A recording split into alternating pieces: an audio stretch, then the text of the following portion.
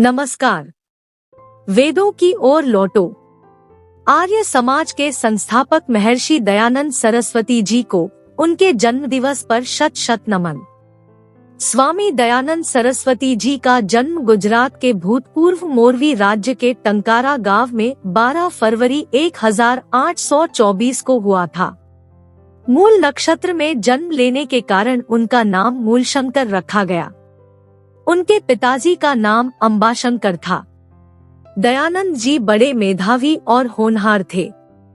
मूलशंकर बचपन से ही विलक्षण प्रतिभा के धनी थे।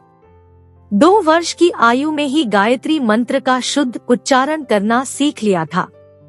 घर में पूजा पाठ और शिव भक्ति का वातावरण होने के कारण भगवान शिव के प्रति बचपन से ही आपके मन में गहरी श्रद्धा उत्पन्न हो गई। बाल्यकाल में शंकर के भक्त थे। कुछ बड़ा होने पर पिता ने घर पर ही शिक्षा देनी शुरू कर दी। मूलशंकर को धर्मशास्त्र की शिक्षा दी गई। उसके बाद मूलशंकर की इच्छा संस्कृत पढ़ने की हुई। 14 वर्ष की आयु तक मूलशंकर ने संपूर्ण संस्कृत व्याकरण, सामवेद और यजुर्वेद का अध्ययन कर लिया था। ब्रह्मचर्य काल में ही भारतोद्धार का व्रत लेकर घर से निकल पड़े। मथुरा के स्वामी विरजानंद इनके गुरु थे। शिक्षा प्राप्त कर गुरु की आज्ञा से धर्म सुधार हेतु पाखंड खंडिनी पताका फहराई। 14 वर्ष की अवस्था में मूर्ति पूजा के प्रति इनके मन में विद्रोह हुआ और 21 वर्ष की आयु में घर से निकल पड़े। घर त्यागने के पश्चात 18 वर्ष तक इन्होंने सन्यासी का जीवन बिताया। इन्होंने बहुत से स्थानों में भ्रमण करते हुए कतिपय आचार्यों से शिक्षा प्राप्त की। धर्म सुधार हेतु अग्रणी रहे दयानंद सरस्वती ने 1875 में मुंबई में आर्य समाज की स्थापना की थी। वेदों का प्रचार करने के लिए उन्होंने पूरे देश का दौरा करके पंडित और विद्वानों को वेदों की महत्ता के बारे में समझाया। स्वामी जी ने धर्म परिवर्तन कर चुके लोगों को पुनः हिंदू बनने की प्रेरणा देकर शुद्धि आंदोलन चलाया।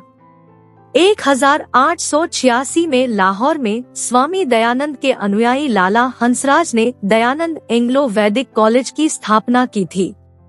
हिंदू समाज को इससे नई चेतना मिली और अनेक संस्कारगत कुरीतियों से छुटकारा मिला। स्वामी जी एकेश्वरवाद में विश्वास करते थे।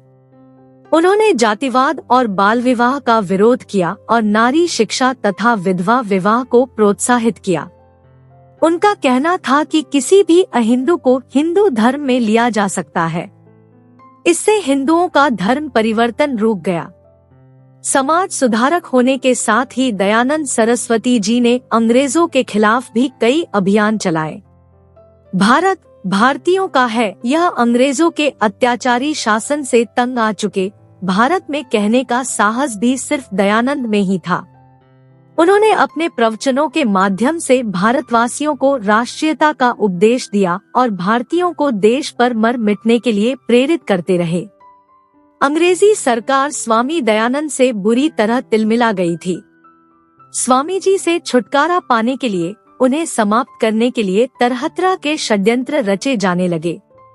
स्वामी जी का 1883 को दीपावली के दिन संध्या के समय देहांत हो गया। स्वामी दयानंद सरस्वती ने अपने विचारों के प्रचार के लिए हिंदी भाषा को अपनाया। उनकी सभी रचनाएं और सर्वाधिक महत्वपूर्ण ग्रंथ सत्यार्थ प्रकाश मूल रूप में हिंदी भाषा में लिखा गया। आज भी उनके अनुयायी देश में शिक्षा आदि का महत्वपूर्ण कार्य कर रहे हैं। महर्षि दयानंद सरस्वती जी को शत शत नमन।